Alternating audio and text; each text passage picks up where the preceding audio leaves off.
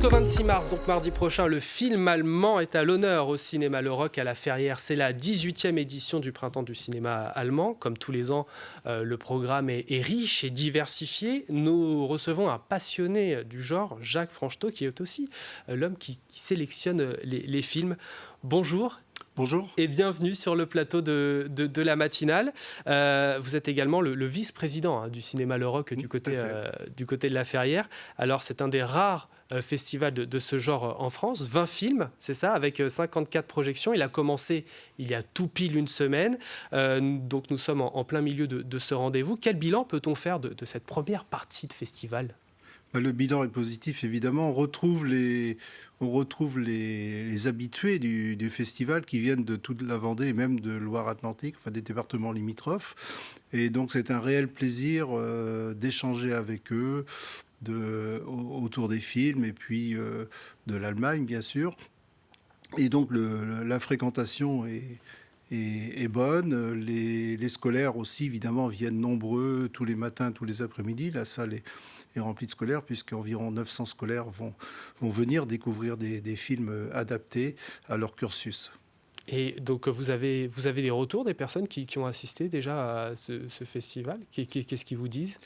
Ils sont contents de découvrir des films qu'ils ne verront pas forcément, qu'ils ne verront pas dans d'autres salles, des films inédits, parce que... donc là, c'est la seule occasion de les voir. C'est la seule occasion de les voir pour certains. Certains sont complètement inédits. On sait bien que en dehors d'Arte, la télé française passe très peu de films allemands. Donc, et que la culture allemande, finalement, a du mal, malgré tous les accords qui existent, malgré toutes les relations franco-allemandes, la culture allemande a du mal à franchir les frontières, finalement. Alors pourquoi, justement, pourquoi faire ça, ce festival à la Ferrière ? Alors, disons que le festival est né dans le sillage du jumelage avec Wandlitz, qui est une petite ville d'ex-Allemagne de l'Est, de l'autre côté du mur de Berlin. Et à la chute du mur, donc, des contacts ont été pris pour créer ce jumelage entre la Ferrière et Wandlitz. Et c'était l'un des tout premiers jumelages en France entre une ville française donc, et une ville de l'ex-Allemagne de l'Est. Donc ça nous a donné envie de montrer des films. À l'époque, il y a une vingtaine d'années, c'était très difficile de voir des films allemands, il y avait beaucoup moins. Et parce qu'on estime que le cinéma est vraiment le meilleur moyen d'appréhender une culture différente, un mode de vie, etc. Et puis de parler de l'histoire de l'Allemagne aussi. Et justement, qu'est-ce qu'il a de si particulier, le cinéma allemand, si on compare par exemple au cinéma français ? Alors par rapport au cinéma français, évidemment, il y a moins de comédies. C'est difficile de trouver des comédies. L'année dernière, j'en avais quelques-unes. Cette année, ce n'est pas le cas. Il y a beaucoup de documentaires, il y a beaucoup de films pour enfants. C'est une spécialité allemande, chose qu'on ne sait pas faire en France, avec des séries notamment, donc beaucoup de films pour les enfants, les adolescents, etc. C'est un cinéma qui, évidemment, parle aussi beaucoup d'histoire, puisque le terrain est propice. Oui. Ouais. Oui, et justement, comment il se porte le cinéma allemand aujourd'hui ? Est-ce que les personnes se déplacent dans les salles plus qu'en France en tout cas ? Alors, alors c'est pareil. Moins paradoxalement. Moins. Il y a davantage d'habitants en Allemagne, évidemment, et il y a moins d'entrées par rapport à la France, qui est le pays cinéphile par excellence, c'est le pays d'une grande fréquentation. Ceci dit, après la crise du Covid, la fréquentation a énormément remonté en 2023, et puis les films allemands se sont taillés finalement une belle part dans cette fréquentation. Donc, on est très optimiste pour le...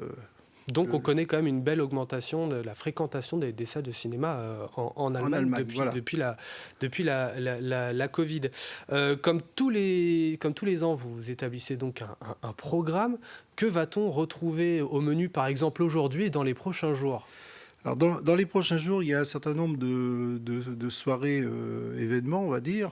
Jeudi soir, il y aura une soirée en partenariat avec Arte, donc qui permettra de découvrir en avant-première un film qui s'appelle en français « Le choix nous appartient », qui était complètement inédit en France. Vendredi soir, un inédit également, Soleil et béton, qui est un film qui a cartonné en Allemagne l'année dernière, qui parle des banlieues dans les années 90 en Allemagne, banlieue de Berlin, avec le rap, la drogue, etc.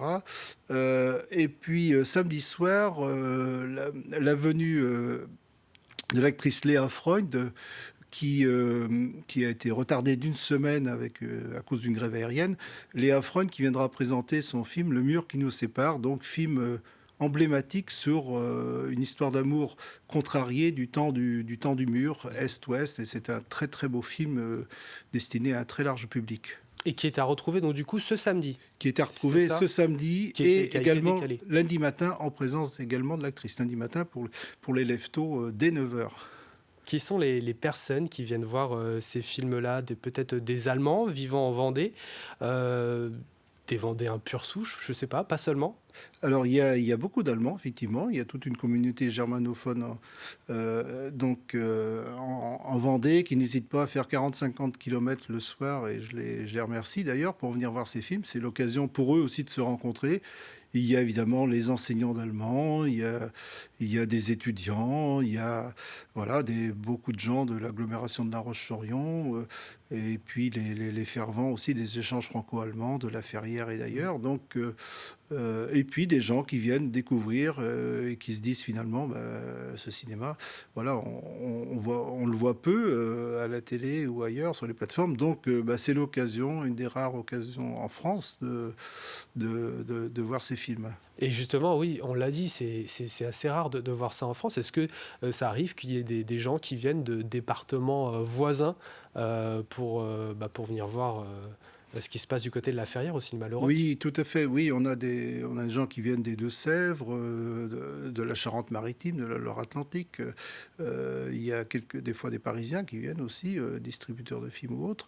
Donc, ça nous fait plaisir parce que c'est quand même beaucoup d'efforts pour les bénévoles qui organisent. Il faut le dire, tout à fait. Entièrement organisé par des bénévoles, ce qui est assez rare maintenant pour des festivals de cinéma. Que diriez-vous à celles et ceux qui nous regardent pour les inciter à venir donc d'ici mardi prochain au Festival du film allemand à La Ferrière?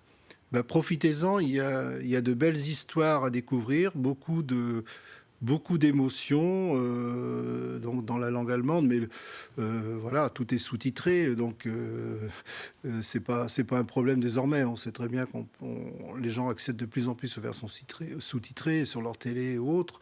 Donc il faut absolument venir partager ce bain germanophone et puis voilà, et puis surtout venir rencontrer les invités quand il y en a. C'est le cas vendredi et samedi, donc pour débattre et dans une ambiance très très conviviale, voilà. Et je rappelle que vous êtes le vice-président du cinéma Le Roch à La Ferrière, mais aussi le programmateur du printemps du cinéma allemand qui a lieu donc en ce moment au cinéma Le Roch à La Ferrière. Merci beaucoup d'être venu sur le plateau de la matinale pour nous en parler. C'est moi qui vous remercie.